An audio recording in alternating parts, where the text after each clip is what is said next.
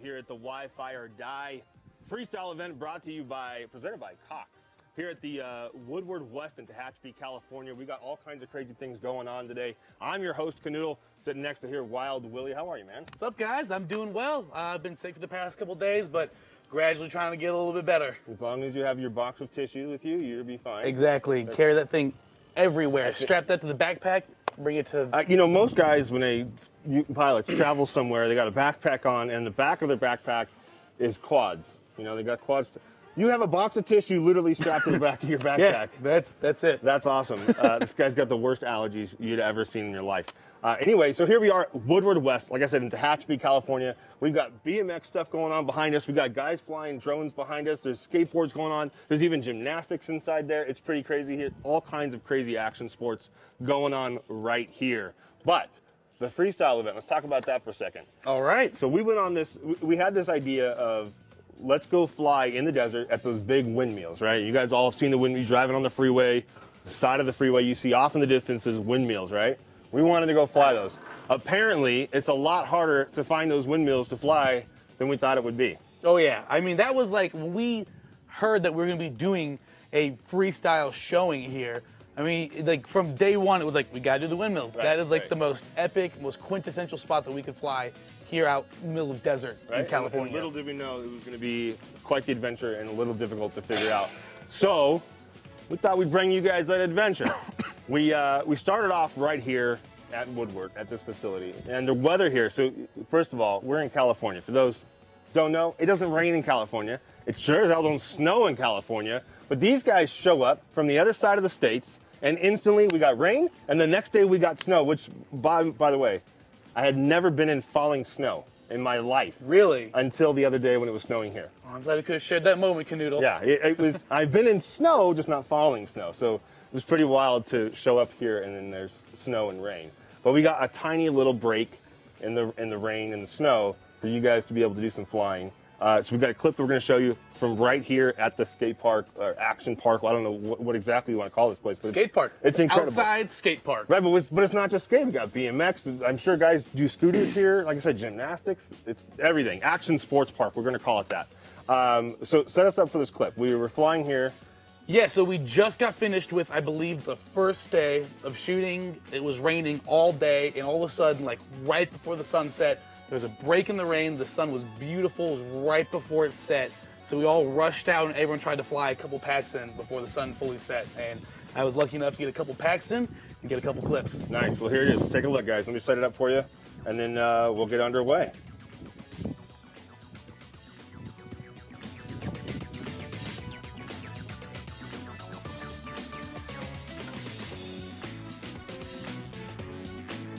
Are mics still hot right now? All right, good. So we can talk about this video. Sweet. Just wanted to make sure you guys can still hear us if we're talking about this video. A couple little moves. I mean, tell us some of the things that you're doing when you're seeing it as it goes. Obviously, just simple roll there. Yeah. So I mean, like it was this was one of my first packs I've ever flown at a skate park. So it was very kind of creatively challenging to figure out what to do with like mostly flat ground. Right. So I'm playing with the light poles. I see those gaps in the railings, and I try and go for them. I bail there for a second. But I was, scouting it out. So this is more of like a raw pack, so you guys kind of see how I feel out a new area, to see how I kind of play around with stuff and things I try. And, I like to go back and forth between those nice smooth lines going around the park, like right now, and then more aggressive maneuvers like that. So, I'm really eyeballing those railings. I like how this is how you feel out an area, by diving little tiny risky gaps like that. Like my idea of feeling out an area is I'm going to look around with my eyes and kind of get the gist, and then I'm going to float around in a big circle, and then maybe I'll get enough guts to go lower to the ground a little bit. Yeah, I just nailed the railing there. Yeah, that was it was a tight gap. I mean, I probably flew through that 20 times and crashed probably half of that. Yeah, but that was one of your first packs up in the air here outside. I mean, aside from the DRL. Oh, by the way, we didn't mention. Oh, this is level 1 and level 2 of the DRL season. So you guys can look forward to that later in the fall. It'll be broadcasted on television. Check your local listings for what channels and networks it'll be on. So look forward to that. Level 1 and 2 right here in Tehachapi, California at Woodward West. It's going to be awesome. Yeah, It's an awesome track. Without giving away really anything, I mean, how you know to get back on the sticks after this being in the off season, how did it feel, especially in a place like this? Honestly, it was awesome. I mean, DRL racing is the most fun racing I've ever been a part of, and I've never got the adrenaline rush in my entire life that I get from, spec racing, Racer 3 with the best pilots in the world, especially through something like a skate park. Right. It's just so tight, the packs are so close, and it's just so intense the whole entire heat. Nice. Well, you guys can look forward to that in the fall season. Let me set up another video for you guys. We've got a couple of them here. There's one more. Another one from the skate park. Another one from right here. Yeah, this one. Do you remember what this one was? A little more technical tricks going on here. Yeah, I think your flow was a lot better, and this one I think the other one was more like your warm up. Yeah, so the last one was kind of like my warm up, like how I feel out a new area. Yeah. Trying to test out stuff, figure out what I can and can't do, what looks good, and so right. This one is more of a refined pack, I guess you would say. Nice. Well, let's take a look at that one. I think it's it's something that people don't really see often. Is kind of like a pilot's evolution through flying a spot. They only see the finished, perfected product. Now, the nice thing about all these clips that we're showing you guys is they're raw as can be. There's no editing going on to them. There's no color changing on them. There's no video effects. There's no lighting effects. There's nothing. It's just straight raw file, downloaded, cut from one end to the other, and throw it on here so you guys can kind of really experience the realism behind it all. So, yeah, exactly. Check it out. I think it's awesome to see, you kind of delve into the pilot's mind a little bit. I think that was Johnny right there, wasn't it? Yeah, at the beginning you saw Johnny taking a picture with his brand new Canon lens. That was a legit little rewind there. Oh yeah, right off into the sunset. Yeah, you see, I'm feeling out those little railings again. I got so obsessed with them. There it is. Nice, smooth run right there with the power loop at the end to bring it right back. Up the ramp and back down. The little whale tail ramp. This one right here, off to the left of the screen. We call that the whale tail. Little reverse spin. Yeah, I realized, I played around with the walls a lot in the beginning, and they're really nice for these smooth, sweeping lines. If you really want to play around with stuff, playing with the railings, playing with the grinding sections for the skateboards and the bikes was super fun. Going through those little holes. I thought for sure you were going to try and do a little Provo tap on that wall. I got so excited when I first saw, through the goggles. I was like, I was going to go for it. I kind of bailed out the last second, but I really don't blame you, Yeah, I mean, I love my Provo taps, but I was scared of getting it all, getting it wet. Yeah, exactly. Yeah, you don't want to wreck the quad. This was at the beginning of our week, essentially. Yep, this was the third pack I've flown since we got here. Last thing you want to do is dump the quad in some water and ruin it for the rest of the weekend. Exactly. Nice. Yeah, I get a little more aggressive, I feel a little more comfortable with the spot. That almost looked like a reverse Rubik's Cube going on there. Sort of, yeah. And you see here, I see Johnny's taking a photo of his quad for still 2 minutes. Give it a nice little mounting. Nice. And we had a bunch of little fun sessions like that too. Some of the guys on bikes were jumping around through some of the gates here. I mean, it was just pretty insane. What would you say though, as far as flying in this place? Because this place has so many different avenues, right? I mean, you got this big concrete bowl over here, you got the plaza right behind us, and then just back over the other way, you have the big wooden ramps. Then you got indoors. What was your favorite area to fly here? Honestly, my favorite was probably yesterday. We got to stand dead center of the park, and you could hit everything. Wow. You could hit, the place that you just saw, the skate park with all the grinding rails. You hit the big wooden ramps. You hit there's a little almost old Western looking town thing. Yeah. 2 city blocks worth of that. There's the pool over there with the BMX bikers. I mean, that was just phenomenal. Being able to kind of transfer between different spots, freestyle and go to the next one within the same pack. Right. And there's even a dirt area just back the way over there. Yeah. I mean, unfortunately, you can't really slide the quad on that, but I know some of the guys were actually sliding the quads through these ramps and actually using them like they were a skateboard or a BMX bike, kind of going through them. So it's pretty awesome. We've got one last clip we'll show you from the skate park before we moved on to the kind of start of our adventure. Well, no, we're going right into the start. Oh, is this the one? Okay, right sorry. into the start. I thought we had one more. I couldn't see. Okay, so after we flew here, we really needed to get moving on the road because we only had so much daylight left. I don't think it was midday, 3 o'clock-ish, I think we started. Yeah, maybe? so this is the next day. That was the skate park was the first day we showed up. Right. The next day, you know, due to the rain and the snow the first couple days, it was kind of like our makeup day for figuring out the freestyle. Like, all right, we got to find time to go fly these windmills. Right. So we get a late start in the day, you know, 2 or 3 p.m. I think we just got done with all our practice rounds. Right. And then we decided, okay, let's head out on the adventure to go find the windmills. And as soon as we started to leave, we noticed just off in the distance, which I don't know if you guys can see, but just that direction, up on that hill, there's this huge ramp. I don't know what you call that thing. The mega ramp. The mega ramp. It's a mega ramp. I like it. And that thing is, I mean, when I say it's huge, I wish I had specs on it, but it is incredibly you'll big. see. You'll see how big it is. This thing's 30 nuts. seconds. So we decided to romp on over there and get some footage from there. So check it out, guys.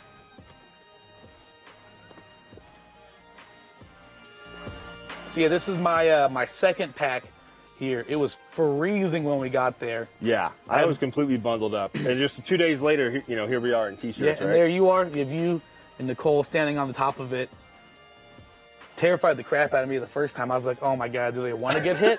Well, I didn't know. Like, I thought it would be cool to get the shot, and then you got kind of close, and it scared me a little bit. So a little bit later, we decided, let's get off this ramp. It's too risky for me. No, but it was awesome. Once you guys are up there, you can get, you know, these nice, cool shots of you guys up at the top. There's another one where I don't think we included that clip where you got kind of close, and I went to kick you, and you flew off. But you never got actually that close. So yeah, that ramp was super fun to play with. And you had these nice trees over off to the side of them in between the road and the ramp. I don't know about you, but when I see trees like that or locations like this, I just instantly see the gaps that I want to try and dive through. Yeah. I just want to try and get as close to those objects as I possibly can and see how risky we can get with going between those trees. Yeah, it's terrifying, especially through the FPV feed. You can't see each individual branch. No, yeah. Like right there. Yeah, that was one of them. Yep, that was risky. That was a ghost branch that I realized at the last second.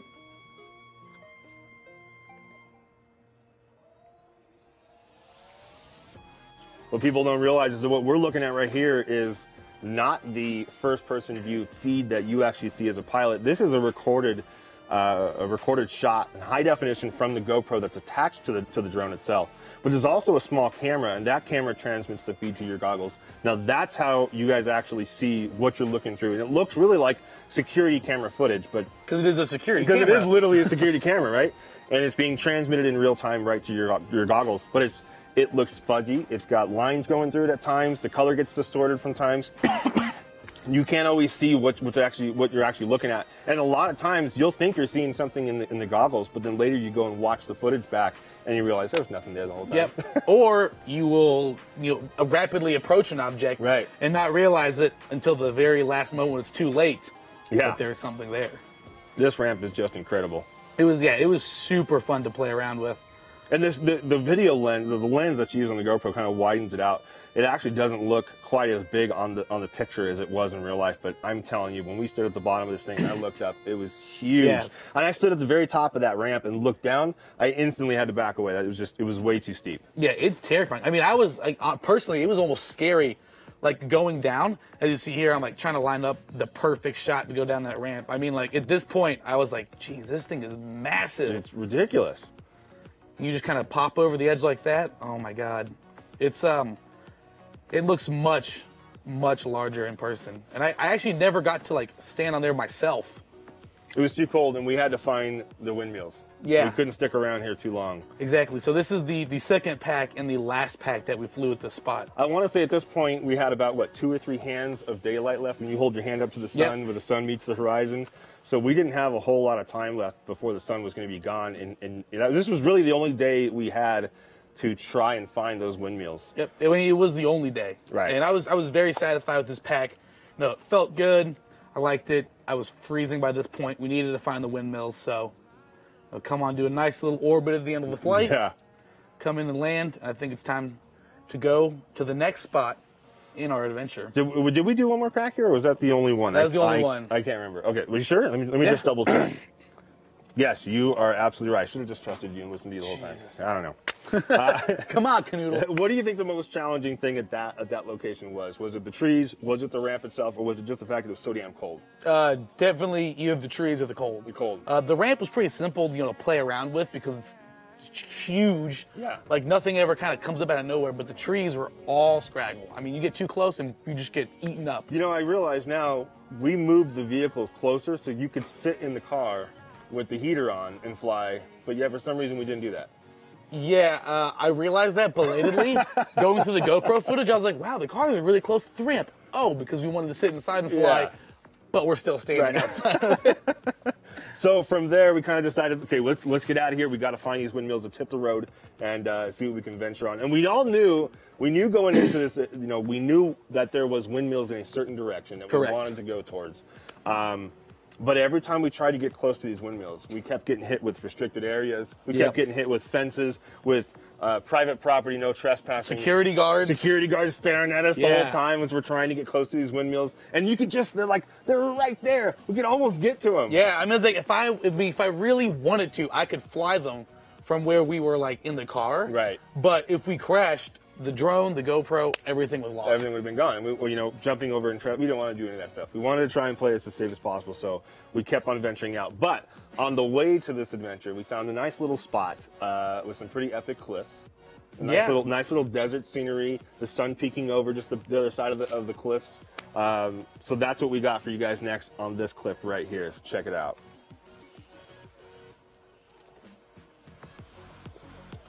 So yeah, this was kind of our like backup spot. We're driving along to see these little cliffs on the side of the road, and I was like, you know what? We don't have that much daylight left. Let's go ahead and just rip a couple packs here. But this was after we saw that big factory that we so bad wanted to... Oh, the quarry, yeah. We wanted to dive that just giant factory in these huge stacks, but it was all fenced off and all kind of blocked off, and like I said, we wanted to try and play it safe. But right as we left that, just down the road, we kind of saw this little cliff area, and there's a little ravine over here that we ended up discovering as well. Yeah, I mean, I think you'll see the point in this when we find the ravine. Yeah, so I was flying along the cliffside. I've actually never flown any sort of cliffs or hills or anything, so I was having a blast just, cruising along the side of the hills. Then I decided to follow some vehicles, say hi. Yeah, just a little peekaboo. But yeah, so it was very interesting though, like the stark dynamic difference between, just crossing the road goes from this nice, like, really rocky cliffside over to the other side is just literally barren desert. Right, yeah. It's just almost, wasteland-esque, more or less. And I was watching from my goggles as well, and just in watching this through the FPV feed, and then seeing this later through the high definition footage. It's just an incredible difference from the FPV footage to the high def. This looks so much more amazing than the actual FPV feed. Yeah, the FPV footage always seems very underwhelming. It does no justice, and it's always like kind of a little surprise. You go out and you fly a location, and you're of course you're watching yourself fly through this, through the goggles, and then later on you get home and you put your SD card in your computer and you play back all that footage that you watched, and you just sit there in amazement as you realize this was so much cooler looking in high def, right? Little peekaboos over the mountain from the sunset. Yeah, I loved, just cruising along the hillsides. It was just, it's something I'd never done before. Being able to just go up and, something so simple as just going up a hill and down a hill just felt so pleasing. Just finding these nice, smooth lines to follow. It's almost got like a serenity feel to it, It's very peaceful. It's very wingsuit feeling. Yeah, exactly. Like going down the mountainside. I imagine that's what a wingsuit would feel. I don't know, I've never been in one, but I'm going to say this is just the same. Yeah, exactly. Now, was this the video clip where you got really close to those power lines, or is that not the one? No, this There was one you scared the shit out of me. I thought I know. I remember you screaming. This is the point where we find that ravine. I wasn't screaming. But... Yeah, that's debatable. But this is the point where we find that ravine. Yeah. I'm just flying along the back, and you start screaming, look at that ravine! Look at that! There's a little ravine back there! And it's so funny because when you see it in the FPV goggles, it looks way deeper than it actually is. Like, it's really only like a 7-foot, ravine at best. Not even that. Yeah. I was probably taller than that was. I'm like, go play with it. But we were standing so far away along the roadside. If you go underneath the ravine, so you have basically all of the ground in between you and your drone, you will lose connection with it with video or with your control link. Right. So after that, we decided, I'm going to come in and land. We're going to go ahead and pack up our stuff and actually go stand and fly next to the ravine. Nice. Look how close you're getting, too. Yeah.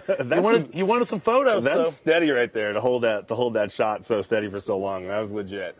What was your biggest challenge in that location? Was it just the? I know. Wait, before you answer that, I remember there was a time where you started flying around there, and you kind of, I can see you kind of move. You stopped doing the tricks, and you kind of floated around like, wait. Where the hell am I right now? Oh yeah, I got really. I mean, that's in the next clip. You'll see I get really lost. Okay, so let's pull that one up real quick. Yeah, because I mean, because we move our position to stand out in the middle of that desert area next to the ravine, so we can fly. Right. And what I don't realize is that we're in the shade, we're wearing like dark colored clothes. It's dark where we're at. And in the FPV feed, everything just looks like just the same. Yeah. It looks uniform everywhere. Well, and as soon as you get on the other side of the shadow from the mountain, just that little tiny hill cliff that's right there, you get on the other side of that, and the picture like goes dark. It's got a transition, and you almost lose where you are. Yeah, it's very different because you're used to seeing bright. Everything's lit up. You can pinpoint everything you remembered. But the second you go into the shadow, it's just kind of like this matte finish over everything. Right. And the FPV feed, you just get so lost. Well, let's check out the clip. We decided to go down into that ravine area and kind of dive through that, almost like a Star Wars feel too. Exactly. Go through the rocks. So check it out, guys.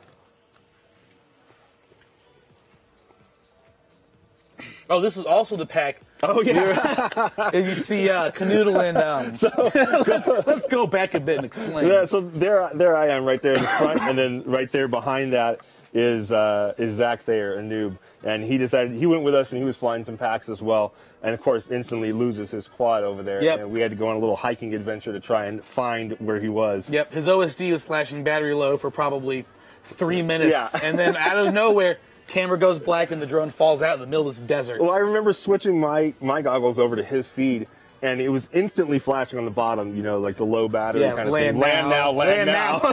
He's like, nope, I'm going to go long range. And I asked him, too. I'm like, hey, Zach, you going to land now? He's like, nah, I got a few more minutes. And, of course, the first thing I do is when you guys go out to look for Zach's squad, I come and tease you with mine. Right, of course, yeah. What else would you do, right?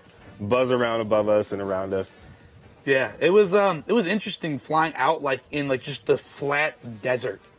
Like it's weird we don't have any trees or anything tall to play around with. You have no vertical elements. You kind of just have to make up your flow as you go without using as much of the surroundings. Right. And when you're flying above this, when you tilt the drone down just a little bit to look at the ground, the landscape, it just looks all flat. You can't really tell what's going on. You can see slight shadows. And that's how we kind of discovered that ravine.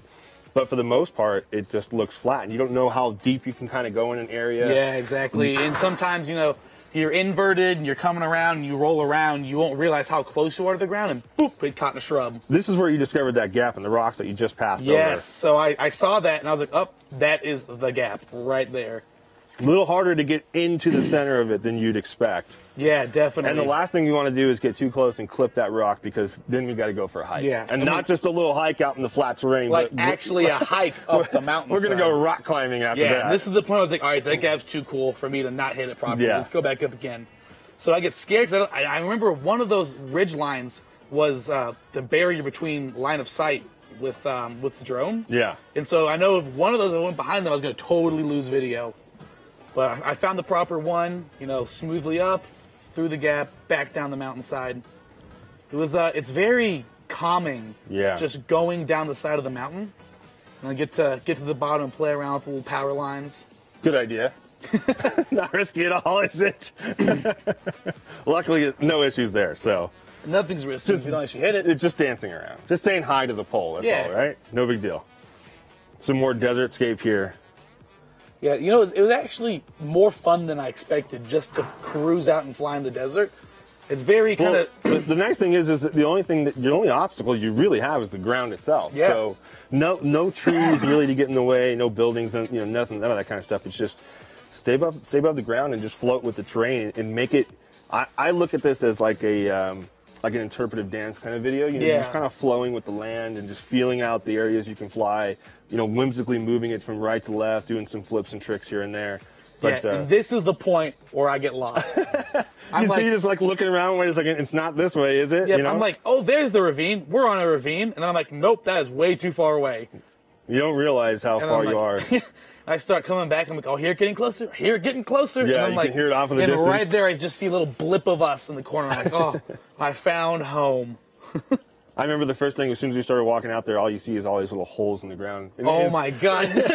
We get out there and the first thing I say is like, are these snake holes or gopher holes? And you didn't even answer. You're like, it's fine, they won't come out. I'm like, but what are they? Is it snake holes or gopher holes? Don't worry about them. It's wintertime. Nothing's coming out of those holes. It's like, it doesn't matter what they are. It's cold. For me, it just, I'm used to going in areas like that, living out here my whole life. You see holes in the dirt all over the place. It's no big deal.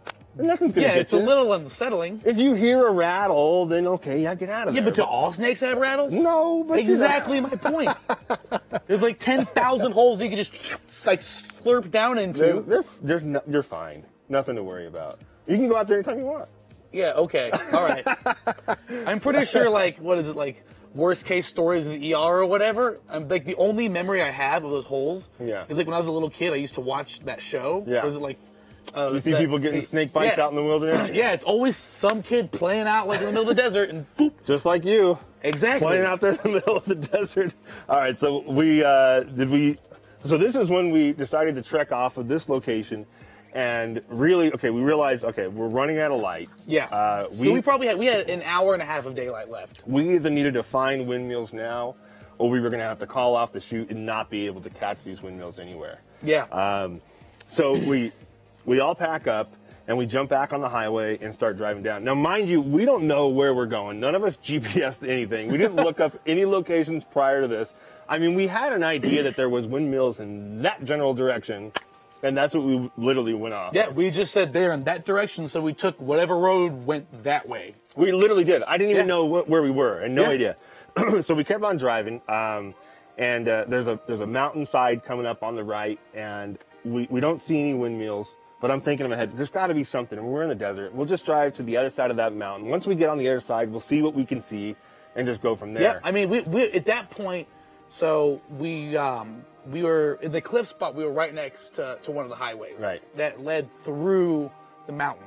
Right. And we could see the windmills on the top of the mountain. Yeah, way off in the distance. Way off in the distance on the top of the mountain, but we could see that the highway went, through the mountain. There's no way we're getting to the top of the windmills. Right, no. But, at that point, I was like, there's no way we're flying windmills. No. And I figured, we're going to drive around this mountain, see what we can see. And if we find something, we'll go there. We get around the mountain and we see nothing else.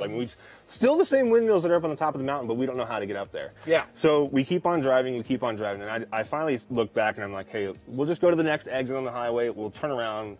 We're not going to be able to get the windmills. Yep. There's nothing we can do. At that point, when we saw nothing, we'll go to the other side. We made the executive decision that the day was over. Yeah. The next exit that we see, we're getting off and we're turning around, getting back. Yeah, we're losing enough daylight as it was. So we get off of the next exit, and sure enough, just as we get off the exit, we can't turn around right away. The exit doesn't let us do that. So we have to keep driving this one direction. And just as we do that, we see off in the other distance more windmills. No, but not like the couple windmills we saw on the top of the mountain. Like a windmill farm, as far as the eye could see. Yeah, it was pretty insane. These things were everywhere, but they were so far away. So we kept on driving, and we're not finding any way to get to them. And as we're driving, the road's turning left. The windmills are slowly moving more and more that way, and we're not. Finally, I said either look for a road on GPS, or we're turning back now. Yeah, and I pulled up Google Maps, and I was like, because whatever the view size I was at, it showed no roads, and I was like, dang it, I knew there has to be something. So I just zoomed in on a windmill. Yeah. And of course, right as they get right there, Google Maps, showed the little gray line for a little backcountry road. Right, yeah. And I plopped that in, and it said you get there by road. All I hear is Willie in the back seat going, hey, next street you could turn right on, turn right. And I instantly turn right on the next street. And what do I see but a sign that says dead end, not a through street, pavement ends and so many. I'm like, well, there goes this adventure. And I was like, no, just take the dirt road that's right there. And you're like, what are you talking about? So we got to the end of the road and I was like, yeah, screw it, let's just go. And we went on this dirt road adventure. And then it was I don't know, a mile or two of driving on this dirt road, and the super bumpy, And then out of nowhere, it was just the sun just shined upon the area, and I swear I heard music just go, bing, there were the windmills, and there was no trespass. There was none of those no trespassing signs. There was no fences. There was nothing. It was just there for us. It was inviting us, saying, "Come fly." And it was just as far as the eye could see, just windmills forever. It was pretty incredible. So the next clip is the start of that adventure of the windmills. So here you go. After 4 hours. Easy. No, Easy 4 hours of Right. trying to look for them. We finally arrive Here we are. to the windmill spot. So as you can see, like, they just go forever. I mean, every direction. That was insane. And they were just the right amount of speed. They weren't going too fast. They weren't going too slow. It was real just, again, I said earlier, it's almost like a serenity feeling. Yeah, It's and real I serene. love just like matching the rotational speed of it just looks so calming. That was such an epic flight, too. To be able to just like pin that and just move along with those giant props, you know? Yeah, and those, I don't think people will get a scale for how huge these are. They're insane. And they're also really loud. They Like, are, you can yeah. hear the whistling of the tips of the blades. I Right. mean, it's kind of intimidating. It's incredible, though. There's just a beautiful ending to the day of trying to finally find I these know. and be able to go find It could these not have things. ended more perfectly Right. than right at golden hour as the sun was perfectly setting behind the mountain. We find a never-ending amount of windmills to fly.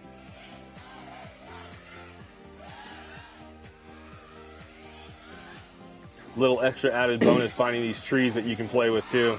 Yeah, it was weird. We didn't see trees like that, at least as sporadically placed in the other spot. But we drove 20 minutes and here these like nice little Jonas trees. The Joshua trees. Joshua Yeah, trees. yeah.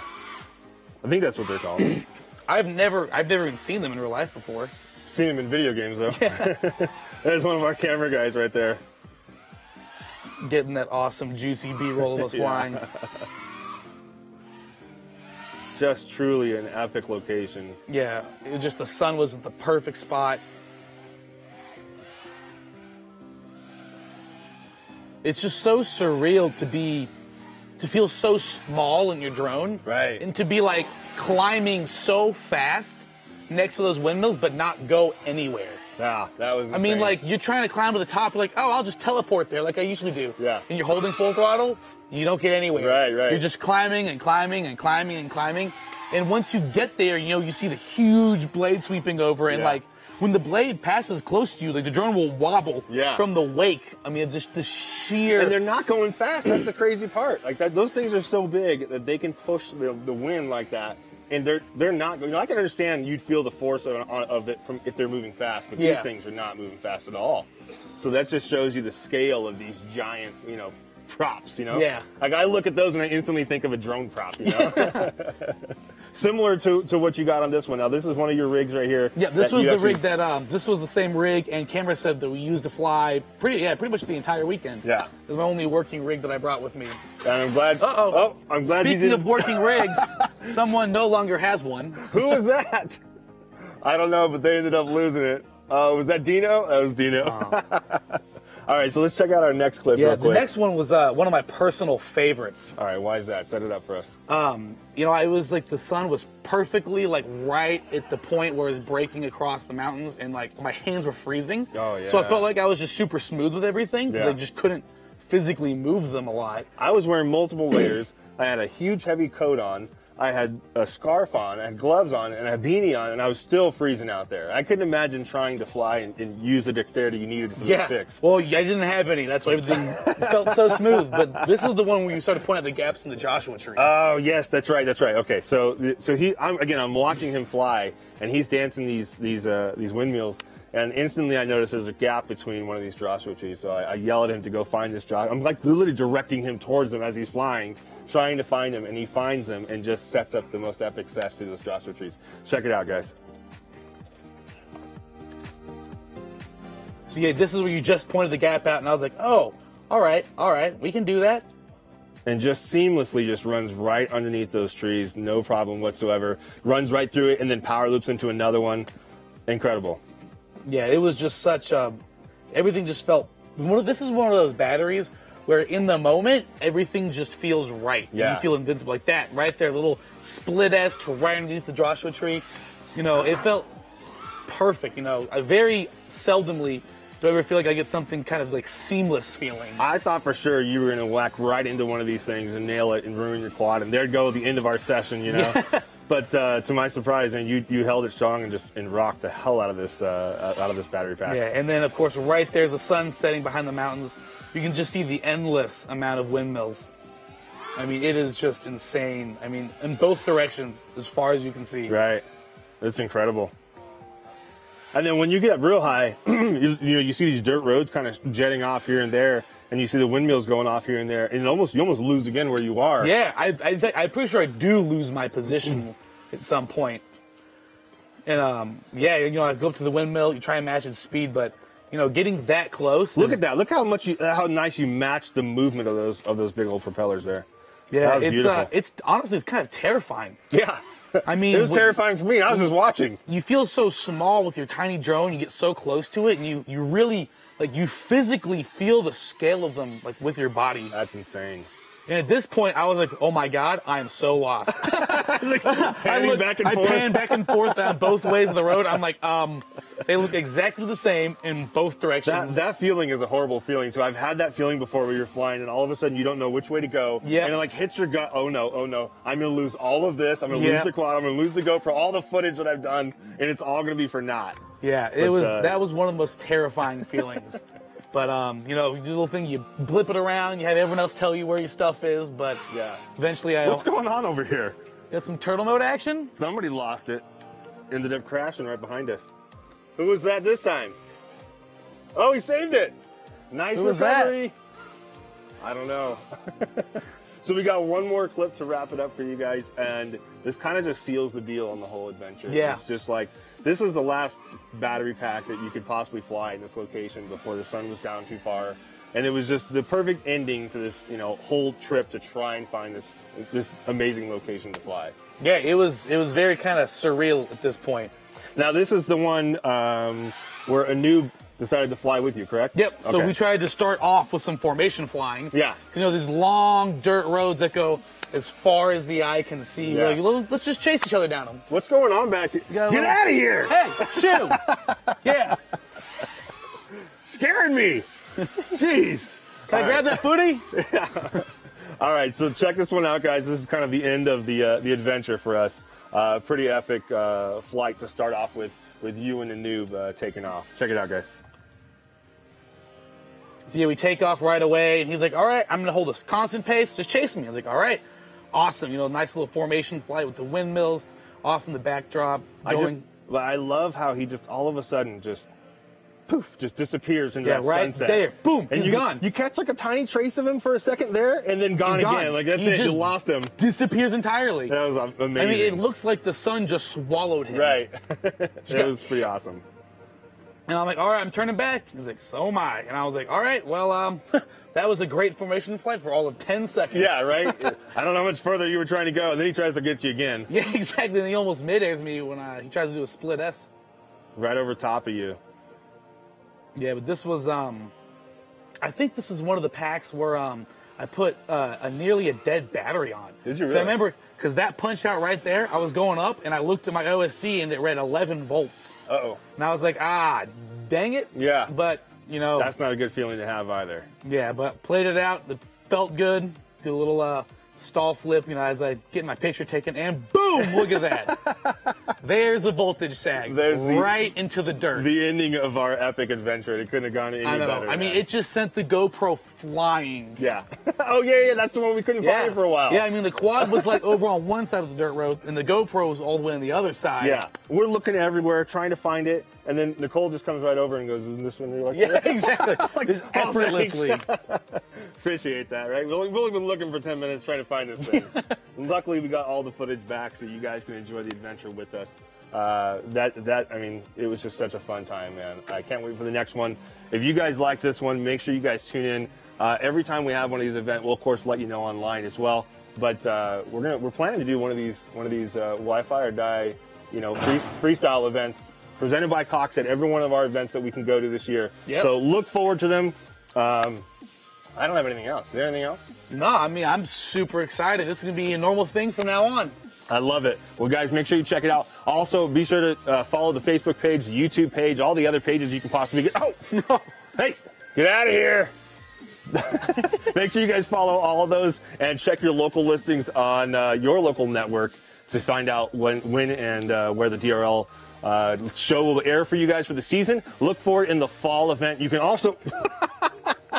You can also check the website, the Drone Racing League website, and you can get information on there on which networks to check out in your local area. That's it from us here at Woodward West in Tehachapi, California, at this amazing location. We'll catch you guys all